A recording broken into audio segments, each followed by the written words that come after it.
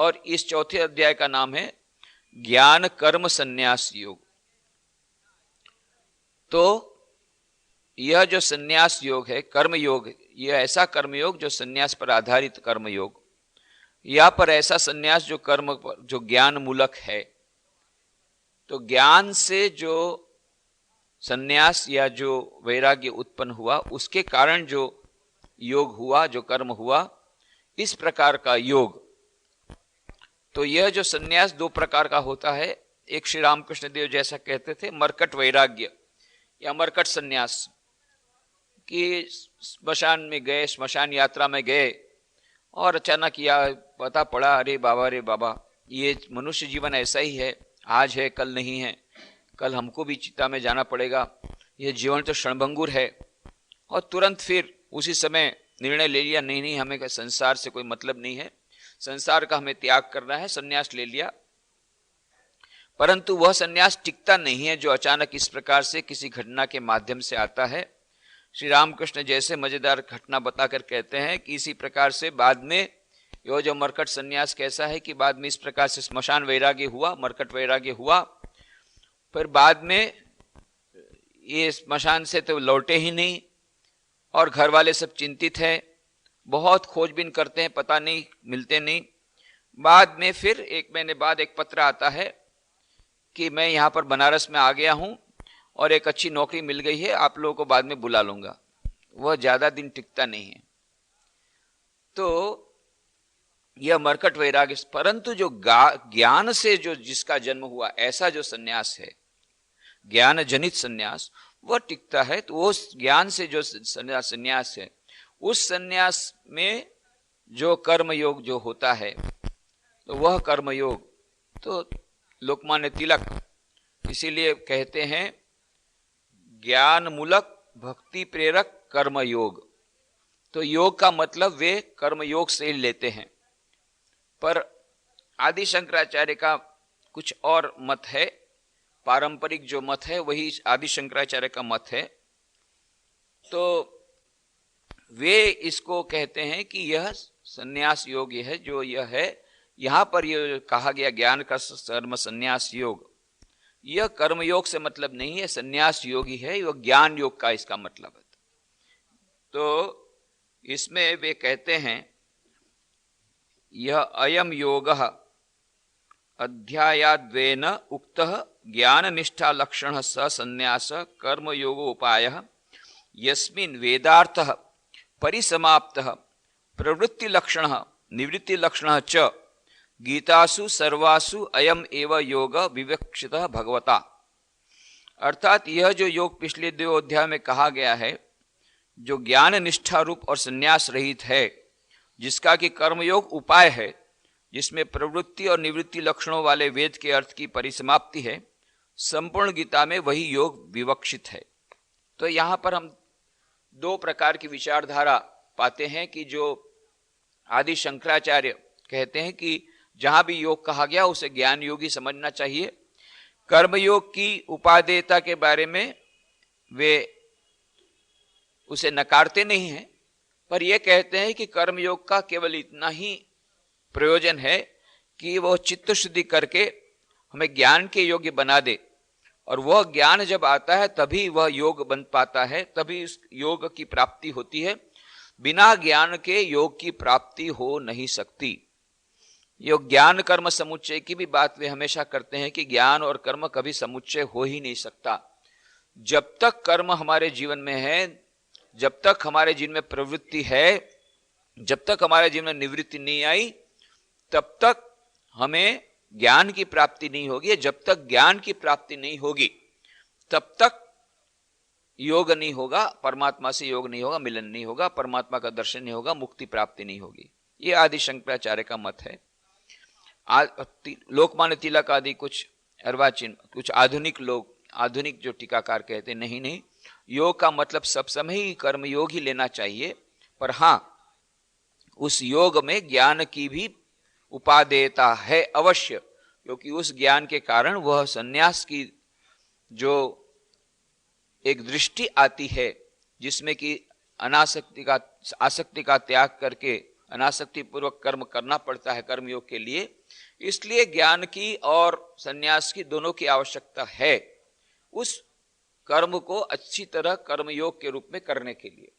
तो ये छोटी सी विविधता स्वामी विवेकानंद बैलेंसिंग करके कहते हैं कि दोनों ही विचारधारा मान्य हैं, परंतु ये दोनों ही हमें इंडिपेंडेंटली अपनी अपनी तरह से वहां पर उस परम पद तक ले जा सकते हैं। और इसे आधुनिक कुछ लोग इसे इस प्रकार रखते हैं, हमारे समक्ष प्रस्तुत करते हैं कि दो प्रकार के पदार्थ हैं। वैसे तो बहुत सारे पदार्थ हैं, भोजन के बहुत सारी वेराइटीज है। वो जितनी सारी वेराइटीज हैं, ये ज्ञान कर्म संन्यास योग कोई नई वेराइटी नहीं है, वही ज्ञान योग या कर्म योग के ही विविध रूप हैं। तो जितने सब प्रकार के कितने प्रकार के भोजन हैं, अभी दिवाली में तो कितने प्रकार के व्यंजन हम लोग बनाते हैं, पर इन सब व्यंजन में यदि हमें जनरलाइज करना हो तो दो मुख्यतः दो प्रकार के व्यंजन हैं। एक को हम कहते हैं मिठाई और एक कहते हैं नमकीन। चाहे वो मिठाई कितने प्रकार की मिठाई हो सकती है, कोई घुघरा बनाते, कोई पेड़ा बनाते, कोई दूसरे प्रकार की मिठाई बनाते, रसगुल्ला बनाते, गुलाब जामुन बनाते, कितने प्रकार की मिठाइयां हैं, पर ये है तो मिठाई, एक प्रकार की मिठाई। उसी प्रकार से और भी बहुत प्रकार के सेव गाठिया इधर उधर बहुत प्रकार की वस्तुएं बनाते, पर है तो वो नमकीन। चाहे चिवड़ा बनाओ, चाहे सेव बनाओ, चाहे गाठिया बनाओ, वो है नमकीन। तो दो प्रकार से हुआ, प्रवृत्ति और निवृत्ति। मिठाई माने समझ जाइए कि वो प्रवृत्ति है और निवृत्ति है, और प्रवृत्ति माने नमकीन। तो किसी को नमकीन अच्छा लगता है, प्रवृत्ति अच्छी लगती है, किसी को मिठाई अच्छी लगती है। तो किसी को ज्ञान के माध्यम से ईश्वर तक पहुंचना है तो स्वामी विवेकानंद बोलते हैं जिसको नमकीन अच्छा लगे नमकीन खाए, और जिसको मिठाई अच्छी लगती है मिठाई खाए। तो उनको पूछा कि आप क्या लेंगे? बोले हम तो दोनों लेंगे, हम किसी को नहीं छोड़ेंगे। हम नमकीन भी लेंगे, मिठाई भी लेंगे। केवल मिठाई कब तक खा सकते हैं? फिर नमकीन लेने से जब तीखा लगेगा तो मिठाई भी खाएंगे, तो हम दोनों लेते हैं। तो स्वामी विवेकानंद ये मानो समन्वयात्मा आचार्य हैं हमारे इस युग के, जिन्होंने सभी योगों को मिलाया कि आधुनिक मानव के लिए हमें सभी योगों को मिलाना पड़ेगा। हम उस निवृत्ति को प्राप्त नहीं कर सकते। कितने में से हम लोग में से कितने लोग हैं जो हिमालय में जाकर के, जंगल में जाकर के तपस्या कर सकते हैं निवृत्ति लेकर के? तो प्रवृत्ति में रहते हुए भी हमें करना होगा, परंतु उसमें भी अनासक्ति लाने के लिए हमें वह निवृत्ति की भी आवश्यकता है। प्रवृत्ति में रहते हुए निवृत्त होना, यह मानो स्वामी विवेकानंद का आदर्श, एक नया आदर्श। श्री कृष्ण भगवान ने जो संदेश दिया था उसे हमारे सामने नए रूप में स्वामी विवेकानंद रखते हैं। तो स्वामी विवेकानंद यही कहा था, यही कहते हैं एक जगह पर कि हमारे जो पूर्वजों ने, पूर्व आचार्य बहुत अच्छे आचार्य थे, महान विद्वान हो गए, उनकी महानता के बारे में कोई संदेह नहीं है, पर केवल एक ही बात है कि दे वर टेक्स्ट टॉर्चरर्स। उन्होंने टेक्स्ट टॉर्चरिंग किया। टेक्स्ट टॉर्चरिंग का मतलब क्या होता है कि जितनी भी प्रकार के हमारे शास्त्रों में बातें आई है उसमें सभी प्रकार के योगों की बातें हैं, सभी प्रकार की समन्वय की बातें हैं, पर इन शास्त्रज्ञों ने क्या किया कि अपनी फिलॉसफी के अनुसार, अपनी समझ के अनुसार, अपने दर्शन के अनुसार उनको समझाया, उसका इंटरप्रिटेशन किया। तो तोड़ मरोड़ करके, टेक्स्ट टॉर्चरिंग करके वो यही लाएंगे कि ज्ञान के बिना मुक्ति नहीं होगी। वो आदि शंकराचार्य एक ही गाना गाएंगे, चाहे वो किसी भी उपनिषद का, वो कर्मयोग में भी वे यही बात कहेंगे कि ज्ञान के बिना नहीं होगा। कर्मयोग को नकार तो नहीं सकते जब श्री कृष्ण भगवान बोलते हैं, तो उसका इंटरप्रिटेशन ऐसा मिला करके, और संस्कृत ऐसी सुंदर भाषा है, ऐसी विचित्र भाषा है कि उसमें एक शब्दों को तोड़ मरोड़ करके उसका कुछ भी अर्थ लगा सकते हैं। थोड़ा सा उसका संधि विग्रह करके दूसरा अर्थ, उसका विपरीत अर्थ भी हम लगा सकते हैं। तो यही टेक्स्ट टॉर्चरिंग। पर स्वामी विवेकानंद कहते हैं नहीं, ये हमें वह समन्वयात्मक, तो जिसको मिठाई अच्छी लगे मिठाई ले, जिसको नमकीन अच्छा लगे नमकीन ले, जिसको दोनों को मिलाना हो मिलाए, कर्मयोग अच्छा लगे कर्मयोग करे, ज्ञान योग अच्छा लगे ज्ञान योग करे, दोनों को मिला करके करे। तो यह जो बात है, यह ज्ञान कर्म संन्यास योग के रूप में हमारे सामने प्रकट की गई। तो अब चतुर्थ अध्याय हम प्रारंभ करेंगे। अथ चतुर्थोध्याय श्री भगवानुवाच इमं विवस्वते योगं प्रोक्तवानमव्ययं विवस्वान् मनवे प्राह मनुरिक्ष्वाकवे ब्रवीत्। इमं विवस्वते योगं प्रोक्तवान् अहम अव्ययम विवस्वान् मनवे प्राह मनु इक्ष्वाकवे अब्रवीत्।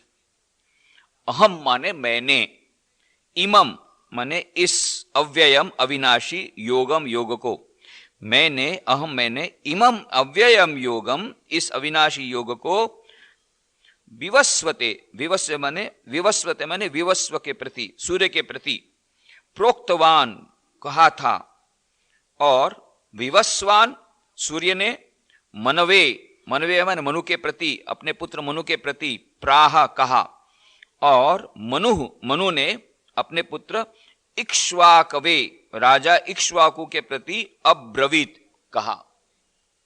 कहने का मतलब मैंने इस अविनाशी योग को सूर्य के प्रति कहा था, और सूर्य ने अपने पुत्र मनु के प्रति कहा, और मनु ने अपने पुत्र राजा इक्ष्वाकु के प्रति कहा। एवं परंपरा प्राप्तम इमं राजर्षयो विदुः सकाले नेह महता योगो नष्टः परंतप। एवं परंपरा प्राप्तम इमं राजर्षय विदुः सह कालेन इह महता योगः नष्टः परंतप। एवं माने इस प्रकार, परंपरा प्राप्तम माने परंपरा से प्राप्त हुए, इमम माने इस योग को, राजर्षय माने राजर्षियों ने, विदुः माने जाना, परंतु परंतप हे अर्जुन, सह योगः वह योग, महता कालेन बहुत काल से, इह इस पृथ्वी लोक में, नष्टः लोप प्राय हो गया था।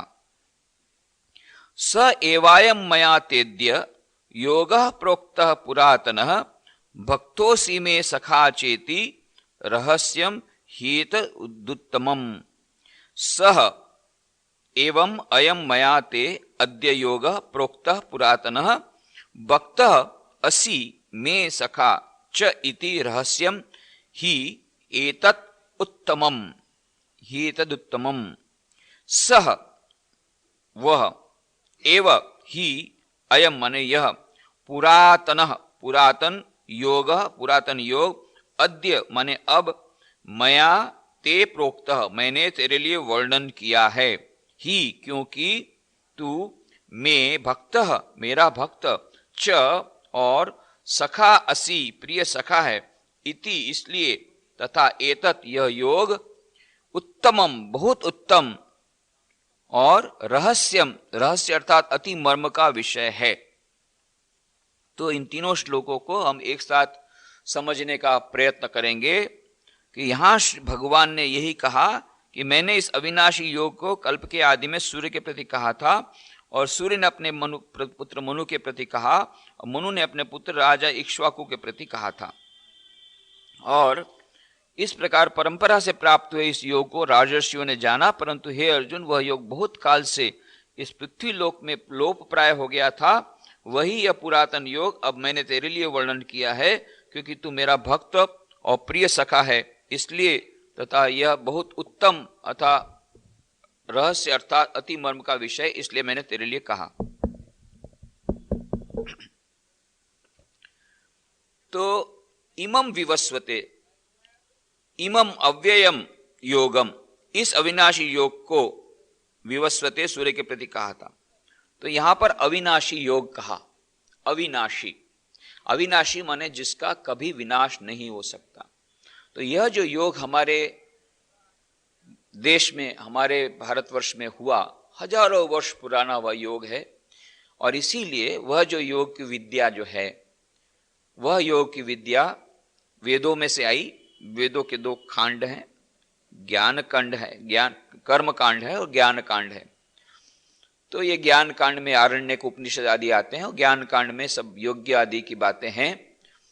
ज्ञान कांड जो है वह ज्ञान कांड, ये कर्म कांड, इसको मानो इसकी परंपरा को निभाते आ रहे हैं सब ब्रह्मर्षि लोग, या जो पंडित लोग, ब्राह्मण लोग और क्षत्रिय लोग। ये निभाते आ रहे हैं उस ज्ञान योग की बातें को।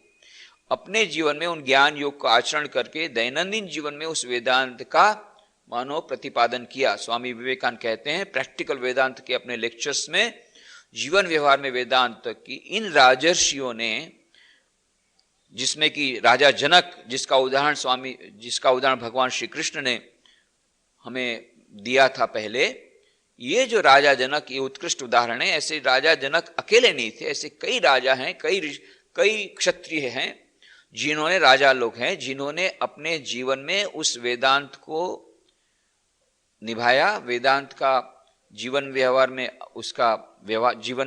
उसको लाया, उस ज्ञान को, और संसार में रहते हुए उस परम पद की प्राप्ति को प्राप्त हुए। तो यह मानो ये ज्ञान को उन्होंने अपने जीवन में बसाया, लाया।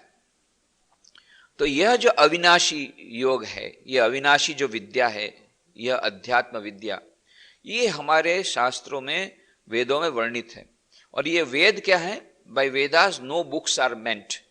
ये बड़ी विचित्र बात स्वामी विवेकानंद कहते हैं शिकागो की धर्म सभा में हिंदू धर्म पर भाषण देते हुए कि Vedas are without beginning and without end. अरे ये वेद, उसका कोई अंत भी नहीं है, उसका कोई प्रारंभ भी नहीं। How is it? ये कैसे हो सकता है? बोले because by Vedas no books are meant. कि वेद का मतलब बुक नहीं है, वेद का मतलब होता है ज्ञानना, ज्ञान। और ज्ञान का बोले न आदि है न अंत है।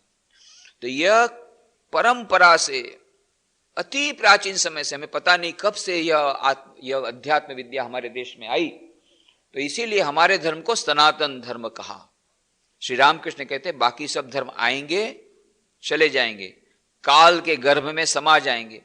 जब जब आवश्यकता हुई थी, एक एक समय वह धर्म आए, धर्माचार्य आए, उन्होंने उस धर्म की स्थापना की। बाद में जब वो पर्पस समाप्त हो जाएगा तो वो काल के गर्भ में समा जाएंगे। पर सनातन धर्म अक्षुण है। क्यों?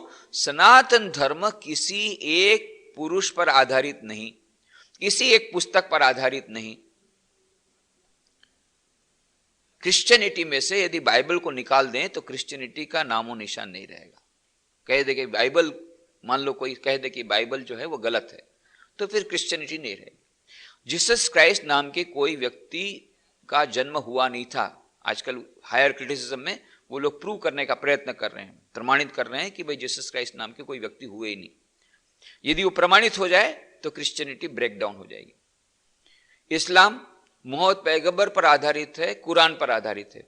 यदि कुरान को निकाल दिया जाए, मोहम्मद पैगंबर को निकाल दिया जाए तो इस्लाम धर्म शेष नहीं रहेगा। पर हिंदू धर्म में राम को निकालने से भी सनातन धर्म रहेगा, कृष्ण को निकालने से भी सनातन धर्म रहेगा। इतने सारी उसकी ब्रांचेज, इतने सारी उसकी गहन ये है कि किसी एक व्यक्ति पर आधारित नहीं। राम और कृष्ण को हम लोग इसलिए मानते हैं कि उन्होंने उस सनातन धर्म की परंपरा को निभाया, इसलिए नहीं कि उन्होंने सनातन धर्म का निर्माण किया। तो यह जो वेद है, वो जो ज्ञान है, वो अनंत काल से चला आ रहा है। तो यह जो योग, जिस अध्यात्म विद्या की बात श्री कृष्ण भगवान कहते हैं, बोले ये अविनाशी है, इसका कभी विनाश नहीं होगा। क्यों? इसका प्रारंभ नहीं हुआ तो विनाश नहीं होगा। ये अव्यय है, अविनाशी है। ऐसे अविनाशी योग को कहते हैं श्री कृष्ण भगवान कि ऐसे अविनाशी योग को, मैंने इस अविनाशी योग को कल्प के आदि में, प्रारंभ में सूर्य के प्रति कहा था। सूर्य ने अपने पुत्र मनु के प्रति कहा और मनु ने अपने पुत्र राजा इक्ष्वाकु के प्रति कहा। तो शुरुआत में यही योग विद्या मैंने दी थी, ये अनादिकाल से चली आ रही है। तो यह विद्या कल्प के प्रारंभ में यह विद्या दी थी और यह अव्ययम है, इसका कभी क्षय नहीं हो सकता है। तो यह अव्यय जो विद्या, और यह जो अयम, तो अयम का मतलब होता है इसके पहले योग। अयम का मतलब होता है यह योग, यह अयम माने यह, वही जिसकी चर्चा हम कर रहे हैं। तो ये अयम शब्द बहुत महत्वपूर्ण है। यहीं पर स्वामी विवेकानंद कहते, देखिए अयम शब्द की व्याख्या तो आदि शंकराचार्य अपने अनुसार कर ली, पर अयम हम कब कहते हैं? अभी तक कर्मयोग की चर्चा चल रही थी। अब जब श्री कृष्ण भगवान कहते अयम योगा, तो कर्मयोग ही होना चाहिए। अयम योगा, जब जहां चर्चा समाप्त हुई थी, कौन सी चर्चा समाप्त हुई? कर्मयोग की। फिर बाद में क्या कहा उन्होंने? ये नहीं कहा कर्मयोग, अयम योगा। अयम योग का मतलब ही होता है कर्मयोग। ये लोकमान्य तिलक कहते अयम शब्द से मतलब होता है कि जो पहले चर्चा चल रही थी। तो मैंने कहा कि भाई हम आश्रम गए थे, हम लोग आश्रम गए थे सुबह, वहां जाकर के हम लोगों ने गीता का अध्ययन किया। वहां जाकर के मतलब वो तो ऐसा नहीं बोल सकते घर जाकर के, वहां जाकर का मतलब ही होता है, इसके पहले का जो वाक्य है कि हमने गीता का, हम आश्रम गए थे तो आश्रम में जाकर के गीता का अध्ययन किया। तो यह अयम का मतलब होता है वही कर्मयोग। इसलिए अधिकांश कमेंटेटर्स ये शास्त्र के बोलते हैं अयम योग।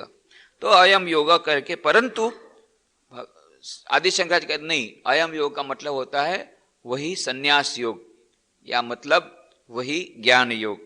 तो उसका मतलब वे लेते हैं, यह अयम योग अध्यायद्वयेन उक्त ज्ञान निष्ठा लक्षण स संन्यास कर्मयोगोपाय यस्मिन् वेदार्थ परिसमाप्त प्रवृत्ति लक्षण निवृत्ति लक्षण च गीतासु सर्वासु अयम एवं योग विवक्षित भगवता, जो हमने अभी कहा था। अर्थात यह जो योग पिछले 2 अध्यायों में कहा गया है, जो ज्ञान निष्ठा रूप और संन्यास रहित है, तो उन्होंने दोनों अध्यायों को एक साथ ले लिया कि ज्ञान योग और संन्यास कर्म योग दोनों अध्याय में जो बात हुई, सांख्य योग कर्म योग, इसकी चर्चा अब मैं कर रहा हूं। उन्होंने इस प्रकार से उसका इंटरप्रिटेशन कर लिया। तो यहां पर जो कहा गया कि यह योग की प्राचीनता के बारे में, तो यह योग की प्राचीनता का मतलब होता है कि वह वही जो योग है वह सनातन है। और इस योग की बात श्रीमद् भागवत में भी हम पाते हैं। तो यह योग जो कर्मयोग है उसे महाभारत में भागवत धर्म अथवा तो सात्वत धर्म इस नाम से भी उल्लेखित किया गया है। और यह जो परंपरा प्राप्त है इसका प्रमाण भी हमें महाभारत में से मिल जाता है कि महाभारत में से हमें उसकी पुष्टि मिलती है। किस प्रकार से? तो महाभारत के अंतर्गत नारायणी उपाख्यान है। तो नारायणी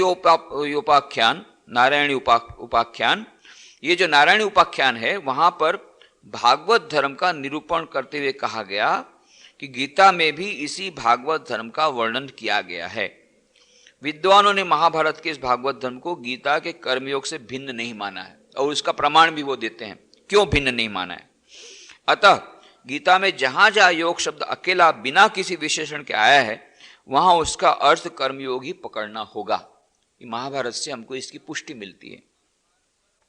तो नारायणी उपाख्यान में वैशंपायन जन्मेजय से कहते हैं, शांति पर्व में हम ये बात पाते हैं 346 श्लोक में कहते हैं, नारदेन तु संप्राप्त स रहस्य स संग्रह एष धर्मो जगन्नाथात् साक्षान् नारायण नृप एवमेष महान धर्म सते पूर्वम नृपोत्तम कथितो हरिगीतासु समास विधि कल्पितः।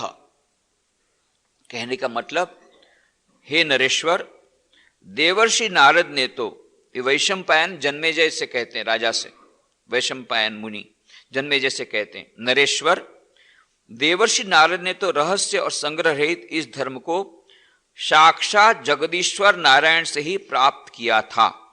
नृपश्रेष्ठ, इस प्रकार यह महान धर्म मैंने तुम्हें पहले हरि गीता में संक्षेप से बताया था। फिर वहां 348वें अध्याय में यह भी कहा कि जिस समय कौरव और पांडवों की सेनाएं युद्ध के लिए आमने सामने डटी हुई थी और अर्जुन युद्ध से अनमना हो रहा था, उस स्वयं भगवान ने उसे गीता में इस धर्म का उपदेश दिया। मतलब यहां मिल जाता है जो यहां पर कहा श्री कृष्ण भगवान ने कि मैंने इस योग को जो अभी तुमको कहा, उस योग को मैंने परंपरा में कहा था। यहां पर यह बात मिल जाती जहां पर महाभारत में कहते हैं, समूपोड़ेश्वनिकेषु कुरु पांडवयोर्मृधे अर्जुने विमनस्के च गीता भगवता स्वयं। इस धर्म को महाभारत के इस नारायणी उपाख्यान में सात्वत धर्म कहकर भी पुकारा है। और यह कहा गया है कि इस धर्म का प्रचलन पूर्व 6 मनवंतरों में भी हुआ था। काल प्रभाव से उसकी परंपरा नष्ट होती गई। फिर यह 7वां मनवंतर आया। यह अभी जो चल रहा है वो 7वां मनवंतर है। इस उपाख्यान में 348वें अध्याय में 13वें से लेकर 47वें श्लोक तक सात्वत धर्म की उपदेश परंपरा का वर्णन करते हुए बताया गया है कि किस प्रकार पूर्व के 6 मनवंतरों में यह धर्म प्रचलित होकर लुप्त हो गया।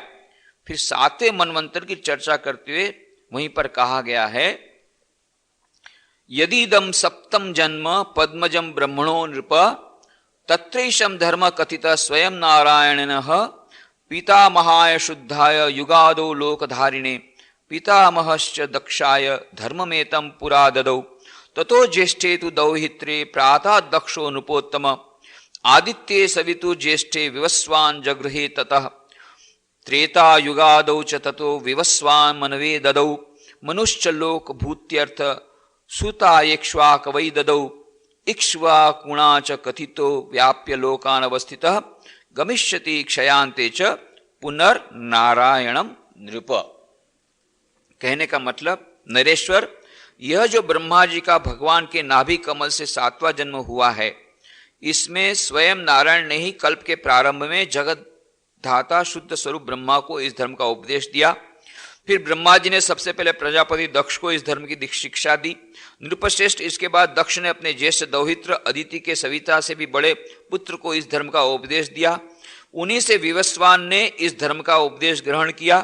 फिर त्रेता युग के आरंभ में सूर्य ने मनु को, और मनु ने संपूर्ण जगत के कल्याण के लिए अपने पुत्र इक्ष्वाकु को इसका उपदेश दिया। इक्ष्वाकु के उपदेश से सात्वत धर्म का संपूर्ण जगत में प्रचार और प्रसार हो गया। नरेश्वर, कल्पांत में यह धर्म फिर भगवान नारायण को ही प्राप्त हो जाएगा, मतलब जहां से निकला वहीं समाप्त हो जाएगा कल्प के अंत में। तो अब ये सात्वत धर्म की उपदेश परंपरा का जो वर्णन है वही हुबहू गीता में योग, वह योग, तो यही परंपरा गीता में भी हमें दर्शाई गई। तो इसीलिए यह मानना तर्कसंगत है कि सात्वत धर्म ही योग है। योग यानी कर्मयोग, भागवत धर्म यानी सात्वत धर्म, ये हमें लेना पड़ेगा कि प्रथम मनवंतर में जो स्वयंभू के नाम से परिचित है वह योग नारद ने नारायण से प्राप्त किया था, और अब इस सप्तम मनवंतर में जो वैवस्वत के नाम से जाना जाता है, इसमें योग की परंपरा यूं दर्शाई गई कि नारायण से ब्रह्मा ने प्राप्त किया। सबसे पहले नारायण से हुआ। श्री कृष्ण भगवान ने कहा ना कि मैंने यह योग संपूर्ण पहले, सबसे पहले मनु को कहा, मैंने इसको कहा था विवस्वान मनवे प्राह, तो मैंने विवस्वान को कहा, सूर्य को कहा। तो कैसे कहा? तो यह मन में प्रश्न हो सकता है कि भाई सूर्य को कैसे कहा? सूर्य के बाद मनु, मनु के बाद इक्ष्वाकु। ये मनु और इक्ष्वाकु तो हम जानते हैं इसी मनवंतर के हैं, पर यह सूर्य के पास भगवान ने कैसे कहा? भगवान का ये सूर्य के पास कैसे है? विवस्वान के पास। तो यहां पर उसका महाभारत में उसका एक्सप्लेनेशन हमें मिल गया कि क्या कहा।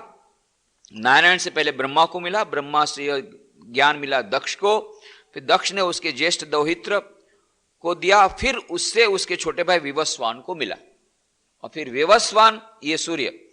तो विवस्वान के बाद की परंपरा तो हम लोग को बता दी गई, विवस्वान से मनु, मनु से फिर इक्ष्वाकु। तो यह जो आदित्यानाम हम विष्णु, ये इसी विष्णु आदित्य का उल्लेख भगवत गीता में पहले बाद में हमको मिलेगा। तो इस प्रकार गीता में भगवान ने विवस्वान को जो योग देने की बात कही है वो हमें महाभारत में भी इसकी पुष्टि मिलती है। तो योग की सनातनता के बारे में कहा कि राजर्षि और ब्रह्मर्षि, ये 2 प्रकार की परंपरा। तो यहां पर जैसे कहते हैं, एवं परंपरा प्राप्तम इमम राजर्षयो विदुः स काले नेह महता योगो नष्ट परंतप। तो जो राजर्षि लोग थे उन्होंने इस योग की परंपरा को बचाए रखा था, जैसे हमने कहा ब्रह्मर्षि और राजर्षि। तो ब्रह्मर्षि जो थे वे ज्ञान को लेकर के रहते थे और अधिकतर वे आश्रम में रहते थे, निवृत्ति परक जीवन व्यतीत करते थे ब्रह्मर्षि। वे प्रवृत्ति में नहीं रहते थे, निवृत्ति में रहते थे, आश्रमों में रहते थे और ज्ञान की चर्चा करते थे या ज्ञान का पालन करते थे। अथवा तो जो ब्राह्मण या पंडित लोग थे वे केवल यज्ञ का, विभिन्न यज्ञों का आचरण करते थे। परंतु जो सचमुच पास का जो ज्ञान है, वह जो योग की विद्या, अध्यात्म विद्या जो उपनिषदों में कही गई, आरण्यक कांड में कही गई, ज्ञान कांड में कही गई, उसको अपने जीवन में उतारते हुए व्यवहार में दिखाना, दर्शाना, यह कर्मयोग का जो आचरण, क्योंकि अभी कर्मयोग हमने कहा कि इमम विवस्वते प्राप्त, तो इमम का अर्थ हम यदि इसको कर्मयोग के प्रारंभ करते हैं तो ये जो कर्मयोग है इससे भी हमें परिलक्षित होता है कि कर्मयोग की बातें कह रहा हूं। क्यों क्यों? क्योंकि राजर्षि की बात कही। यदि इस बात को हम जैसे आदि शंकराचार्य कहते हैं इसे ज्ञान योग, सांख्य योग और कर्मयोग दोनों की बातें माने, तो यहां पर ब्रह्मर्षि राजर्षि दोनों की बात श्री कृष्ण भगवान को कहनी चाहिए थी, पर उन्होंने तो केवल राजर्षि की बात कही। तो ब्रह्मर्षि लोग ज्ञान योग को भी संभाले रखे थे, परंतु वे कर्मयोग को संभाले नहीं रखे थे, वे कर्मयोग का आचरण नहीं करते थे। कर्मयोग को आचरण करके रखा, अपने जीवन में जिए रखा उस सनातन कर्मयोग को, यह केवल राजर्षि लोगों ने किया। वे राजा थे, क्षत्रिय थे, राज चलाते थे, सब काम करते थे और उस कर्मयोग का आचरण करते थे, कर्म करते थे, उस ज्ञान को अपने जीवन में लाते हुए। तो यदि यहां पर स्पष्ट कहा गया कि एवं परंपरा प्राप्तम इमम राजर्षयो विदुः, इस प्रकार परंपरा से प्राप्त इस योग को राजर्षियों ने जाना, ब्रह्मर्षि की बात नहीं कही। ब्रह्मर्षि की बात यदि कहते तो हम कहते ज्ञान योग की भी बात इसमें कही गई है, पर कर्म योग जो है जीवन व्यवहार में वेदांत को दिखाना, ये केवल राजर्षियों ने किया। तो इसलिए भी यहां पर हम इसे कर्म योग के रूप में ही ले सकते हैं। परंतु हे अर्जुन, वह योग बहुत काल से इस पृथ्वी लोक में नष्ट हो गया। बड़ी विचित्र बात। अभी कहते हैं कि वह जो योग है अविनाशी है, अविनाशी मतलब जिसका विनाश नहीं हो सकता, और दूसरे श्लोक में कहते हैं योगो नष्ट परंतप, उस योग वो न योग नष्ट हो गया। अरे अभी थोड़ी पहले श्लोक में कहा अविनाशी योग है, यह योग जो अविनाशी है इसका कभी नाश नहीं हो सकता, और दूसरे श्लोक में श्री कृष्ण भगवान कहते तो उसका नाश हो गया। ये कैसे हो सकता है? तो कहने का मतलब है यहां पर जो नाश होने का, यहां पर कहने का मतलब वो ये है कि वह लुप्त प्राय हो गया। नाश होने का मतलब संपूर्ण नाश नहीं हुआ, परंतु लुप्त प्राय हो गया, ये उसका अर्थ है। लोप मानो ऐसा लगा कि लोप हो गया, कुछ समय के लिए मानो वह तिरोहित हो गया वह ज्ञान, परंतु संपूर्ण यदि हो जाता तो फिर ये श्री कृष्ण भगवान फिर से हमारे सामने उसको पुनर्जीवित नहीं कर सकते थे यदि पूरा हो जाता। पर वह ज्ञान था, परंतु तिरोहित हो गया, लुप्त प्राय हो गया, इसको इस रूप में हमें लेना पड़ेगा। तो इसीलिए जो यहां पर लुप्त प्राय की जो हमें लेना पड़ेगा, उसके आदि शंकराचार्य के कमेंट्री हमें देखते हैं यदि हम, तो आदि शंकराचार्य कहते हैं क्यों ये लुप्त प्राय हो गया। कहते हैं दीर्घेण कालेन अनुष्ठातृणाम कामोद्भवाद हीयमान विवेक विज्ञान हेतुकेन अधर्मेण अभिभूयमाने धर्मे प्रवर्धमाने च अधर्मे। कहने का मतलब दीर्घ काल के बाद, दीर्घ काल तक तो वो रहा, राजर्षियों ने उसका पालन भी किया, दीर्घ काल के बाद अनुष्ठाताओं में भोग वासना की वृद्धि के कारण, विवेक ज्ञान के क्षीण हो जाने के कारण, अधर्म के द्वारा धर्म को दबा दिए जाने के कारण और अधर्म के बढ़ने के कारण यह योग मानो यह योग विद्या लुप्त प्राय हो गई। प्राय नष्ट हो गई ऐसा लगा, पर प्राय वह लुप्त प्राय हो गई। तो इसके लिए कहते हैं कि संपूर्ण मूल नाश योग काल प्रभाव से दब गया। हम ऐसा कह सकते हैं यह योग जो है या योग की विद्या है वो काल प्रभाव से वह दब गई। इसी प्रकार से उसे हमें लेना पड़ेगा। तो इसलिए यहां पर हम लोगों ने प्रथम दो श्लोक की जो बातें कही कि इस प्रकार से यहां पर हमें एवं परापराम प्राप्तम इमं राजर्षयो विदुष काले नियमता योगो नष्ट परंतप, उसे हमें प्राय नष्ट ऐसा ही समझना पड़ेगा। और काले न दीर्घ काल के बाद परंपरा आते आते आते राजर्षियों ने बहुत समय तक तो निभाई, बाद में वह राजर्षि जो थे, जो राजा लोग थे, वे भोग वासना में डूब गए, उस ज्ञान को उन्होंने छोड़ दिया और इसीलिए बाद में यह योग विद्या मानो लुप्त प्राय हो गई। इसीलिए श्री कृष्ण भगवान कहते हैं मैं अब तुमको फिर से उस कर्म योग को बताऊंगा जो तुम्हारे लिए, और अर्जुन को मानो एक माध्यम बनाते हुए, यह सर्वोपनिषदो गावो दोग्धा गोपालन, गोपाल पार्थो वत्स सुधीर भोक्ता दुग्धम गीतामृतम। यह जो दुग्ध गीतामृत है, गीता का जो दुग्ध के समान और अमृत के समान जो दुग्ध है, यह गीता रूपी अमृत जो हमें श्री कृष्ण भगवान पिला रहे हैं, ये हम कैसे पी रहे हैं? सर्वोपनिषदो गावो। ये जो गाय है ना, ये सब उपनिषद गाय हैं, इसकी हमने चर्चा की थी इस श्लोक की। सर्वोपनिषदो गावो, गावो माने गाय, ये जितने उपनिषद गाय हैं।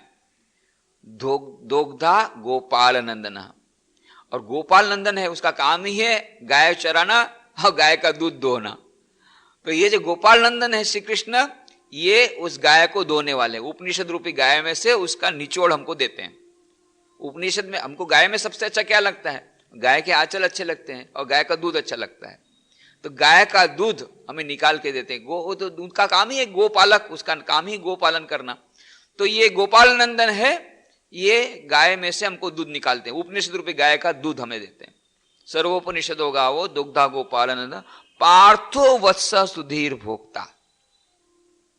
गाय ऐसे दूध नहीं देती। जो लोग दूध दोहने जानते हैं उनको मालूम है, या जिन्होंने देखा होगा कि जब गाय दोहने के लिए जाता है ना, तो ऐसे गाय दूध नहीं देती, बछड़े को सामने बांधना पड़ता है। ये गांधी जी ने दूध क्यों छोड़ा था? क्योंकि जो गाय में जो दूध है वो बछड़े के लिए है, हम लोग उसको चोरी करके ले लेते हैं। बछड़े को दिखाते हैं, गाय समझती बछड़ा ले रहा है, बछड़े को दिखाने से ही गाय के आंचल में दूध आता है, नहीं तो दूध नहीं आता। तो आंचल को वहां बछड़े को बांध देते सामने, तो अब बछड़े को देख करके गाय के इसमें प्रेम से आंचल में दूध आ जाते, और उस दूध को दो करके थोड़ा सा कभी पिलाते कभी नहीं पिलाते बछड़े को, पूरा हम लोग पी जाते। इसलिए गांधी जी ने कहा कि मैं गाय का दूध तो चोरी है, गाय का है बछड़े के लिए हम लोग ले लिए, पर बाद में फिर भी जो कुछ भी हो कंप्रोमाइज तो करना पड़ा। फिर बोले अच्छा ठीक है, मैंने प्रण लिया है, मैं गाय का दूध नहीं पीऊंगा, तो मैं तो नहीं पीऊंगा। लोगों ने कहा कि आपका स्वास्थ्य खराब हो जाएगा, स्वास्थ्य के लिए आपको पीना ही पड़ेगा।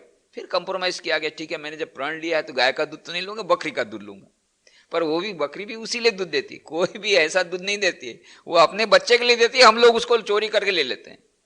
ये तो ठीक है कंप्रोमाइज किया, परंतु दोग्धा गोपाल नंदना, ये जो श्री कृष्ण भगवान उपनिषद रूपी गाय को दो रहे हैं, सामने बछड़ा है अर्जुन, ये अर्जुन बछड़ा है, अर्जुन को दिखा करके हमको इसलिए दूध मिल रहा है कि दिखाया बछड़े को।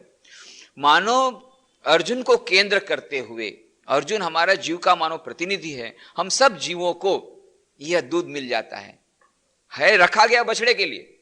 श्री कृष्ण भगवान ने उस कर्मयोग की विद्या का जो लुप्त प्राय हो गई थी कहा उस अर्जुन को, पार्थ को, पर हमें आनंद मिल गया। दुग्धम गीता अमृतम महत्, सर्वोपनिषदो गावो दुग्धा गोपाल नंदन पार्थो वत्स सुधीर भोक्ता। दुग्धम गीता अमृतम महत्, यह जो दुग्ध है, गीता का अमृत रूपी दुग्ध है, उसका पालन कौन करते हैं? हम लोग जो गीता का अध्ययन करते हैं वे मुफ्त में पा जाते हैं। पार्थ को दिखा करके, बछड़ा को दिखा करके हम लोग दूध ले रहे हैं, यह हमारा सौभाग्य है। श्रीमद् भगवद गीता का वह ज्ञान कहा गया अर्जुन को, पर अर्जुन को कहा गया श्री कृष्ण भगवान ने वह जो लुप्त प्राय योग विद्या जो लुप्त प्राय हो गई थी, अर्जुन को कहा वह क्राइसिस में है, वह बड़े संकट में है। वो शिष्यस्ते हम शाधिमाम ताम प्रपन्नम, मैं आपकी शरण में आता हूं, मुझे मेरा बिल्कुल मन असमंजस में, मुझे समझ में नहीं आता मैं क्या करूं क्या नहीं करूं, हे भगवान मैं आपकी शरण में आया हूं। उस क्राइसिस से निकालने के लिए श्री कृष्ण भगवान उपनिषद रूपी गाय को दोह करके वह गाय का वह दूध बछड़े को देते हैं, और हम लोग वो बछड़े का दूध हम लोग ले लेते हैं।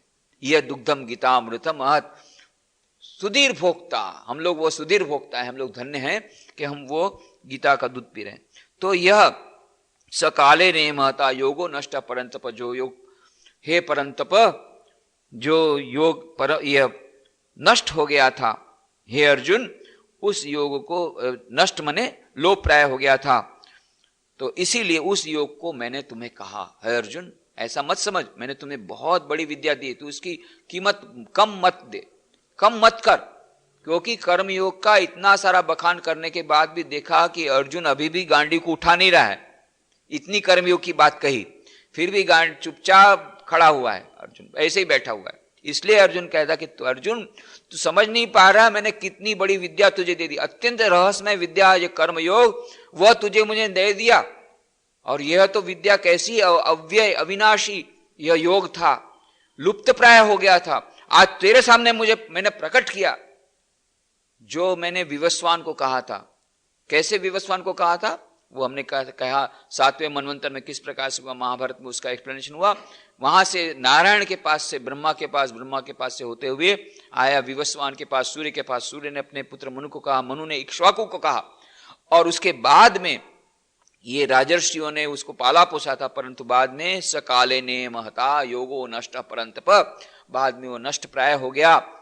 आज तुझे मैं कह रहा हूं फिर से वही योग, ऐसी महान विद्या मैंने तुझे कह दी, तो इसका तू यह समझ, इसका महत्व समझ। महत्व अर्जुन समझ नहीं पा रहा है। श्री कृष्ण महत्व को समझाने के लिए कहता है, आज तूने मैंने तुझे कितनी बड़ी विद्या तुझे दे दी है, कर्मयोग नामक ये योग विद्या, इसका तू महत्व समझ। स एवायम मया तेद्य योग प्रोक्त पुरातन भक्तोसी में सखा चेती रहस्यम ये तदुत्तमम। वही वह पुरातन योग अब मैंने तेरे लिए वर्णन किया, क्योंकि तू, और इसलिए क्यों किया मैंने, क्योंकि तू मेरा भक्त और प्रिय सखा है, इसलिए यह योग जो है यह बहुत उत्तम है, अत्यंत रहस्यमय है। It is very very sacred, बहुत सेक्रेड है, बहुत पवित्र है, अत्यंत महान है और गोपनीय है। Secret, why secret? Because it is sacred. Every sacred thing has to be kept secret. जितनी पवित्र वस्तुएं हैं उसको गोपनीय रखा जाता है। क्यों? नहीं तो उसकी कीमत नहीं रहती।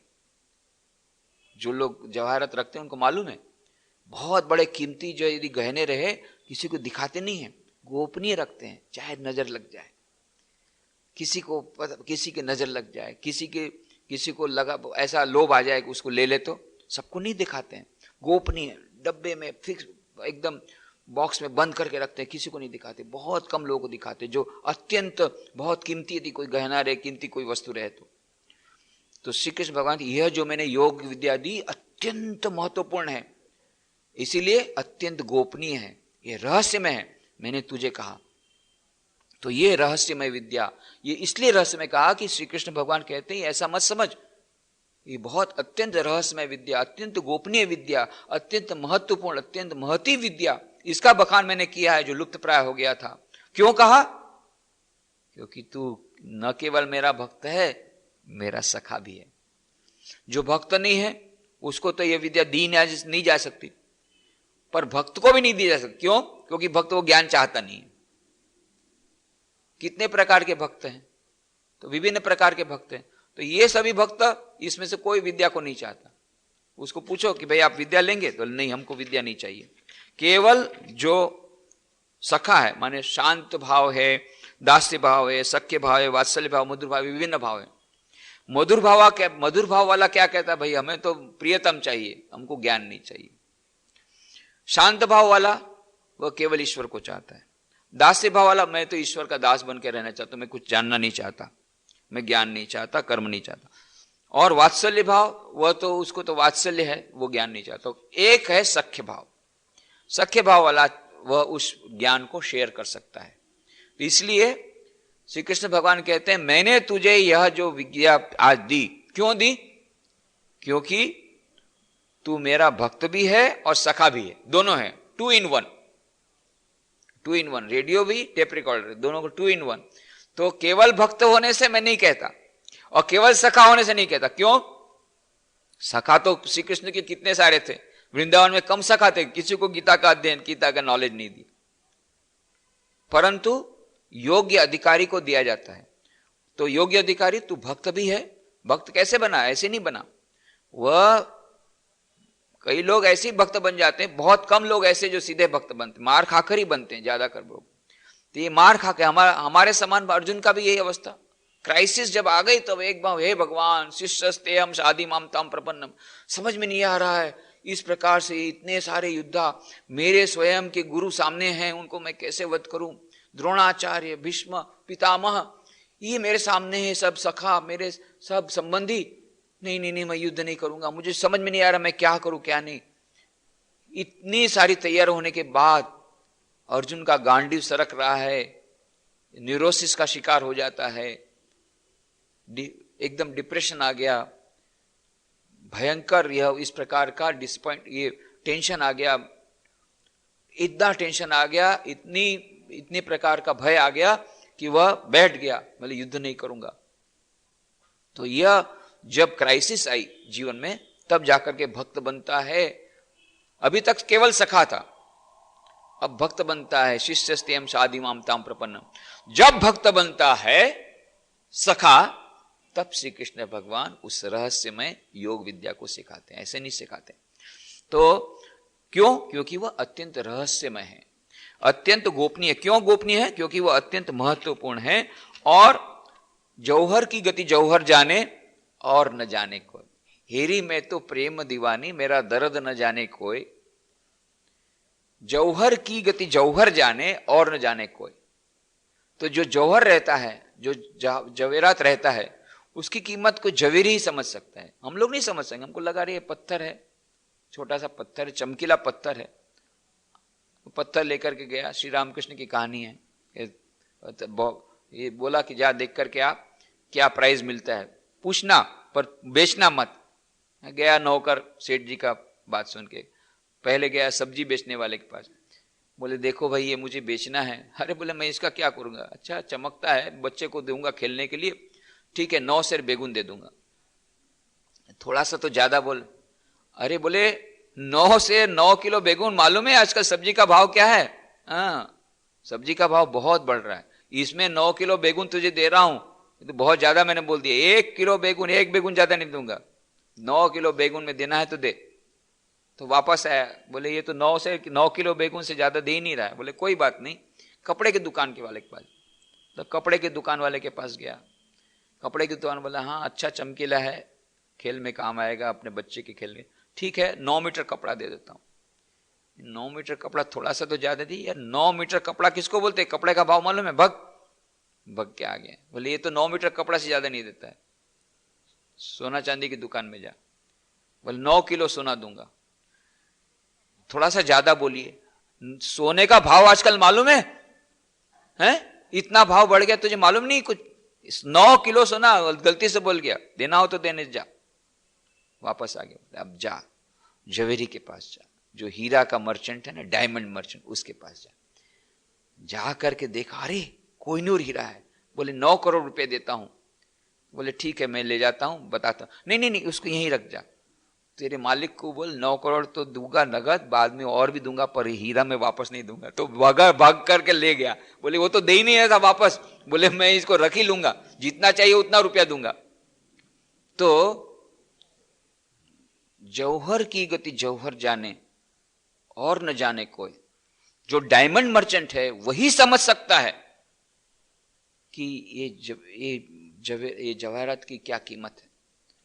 तो इसीलिए यह अत्यंत गोपनीय ज्ञान है, यह जो ज्ञान है अत्यंत महत्वपूर्ण है।